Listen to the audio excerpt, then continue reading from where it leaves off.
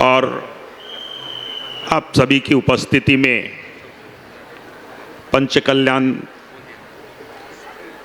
समारोह का जो भव्य आयोजन हुआ है, यहाँ उपस्थित माताओं, बहनों और भाइयों को मैं बहुत शुभकामना देते हुए अपनी तरफ से श्रद्धा भरा प्रणाम भी कहना चाहता हूँ। बहुत भव्य आयोजन है और उससे भी भव्य है जैन मुनियों का आशीर्वाद। त्याग और तपस्या की पराकाष्ठा अगर आज के समाज में देखनी है तो हमको जैन मुनियों की तरफ देखना चाहिए। और ये मैं केवल कह नहीं रहा हूं, इस बात को मैंने कई जगह कही है कि आज के दिन भी जो बात हम पुराणों में पढ़ते थे, उपनिषदों में पढ़ते थे कि ऋषि मुनि त्याग और तपस्या करते थे, उसका जीवंत रूप अगर देखना है तो जैन समाज में जाकर के आप उसकी उपलब्धि कर सकते हैं।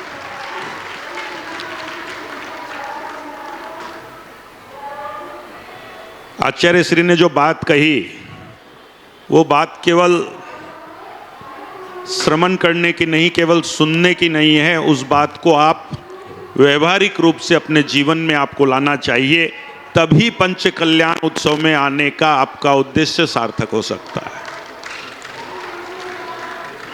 जो हमको मिला, जो हमको इस समाज से मिला, और जितनी हमको जरूरत है उतना रख करके बाकी और समाज के काम में लगाएं, ऐसा हमारे धर्म ग्रंथों में हमको उपदेश दिया गया है। सुविधाएं भोग के लिए नहीं है, और भोग पश्चिम की संस्कृति है, योग भारत की संस्कृति है। और योग केवल व्यायाम करने का नाम योग नहीं है, मन को वश में करना भी एक योग है।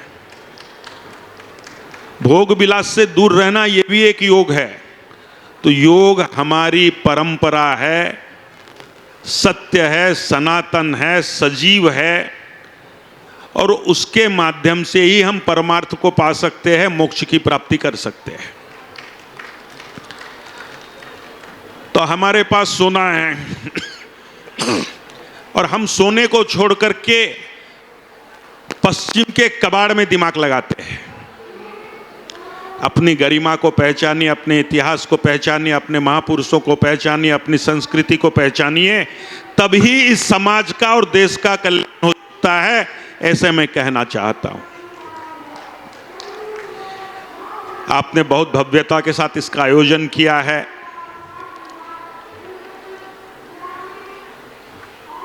और कुछ दिनों से तो ऐसा लगता है कि सारा देश केसरिया हो गया है।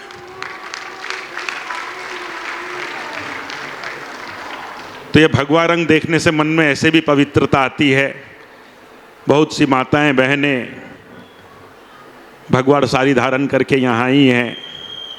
भगवा जीवन का प्रतीक है, भगवा तेज का प्रतीक है, और ये प्रतीक आगे बढ़ता रहे, समाज इस धर्म ध्वजा को आगे रखे।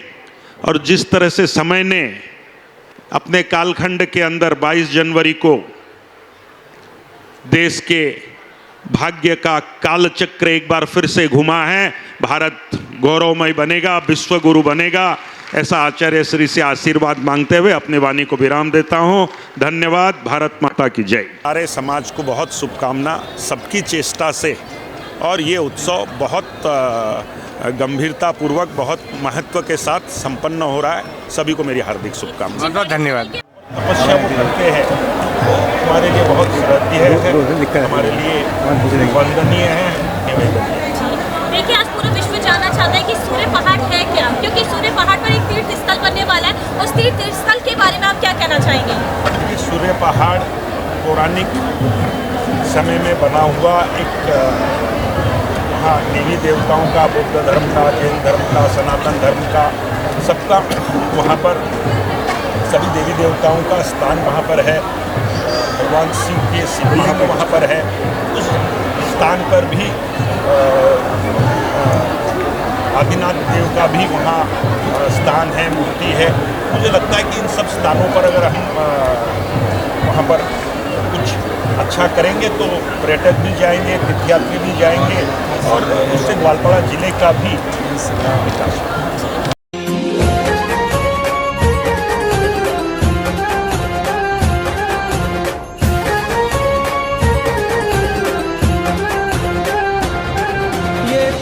कल्याणक पावन है, ये उत्सव तो मन भावन है।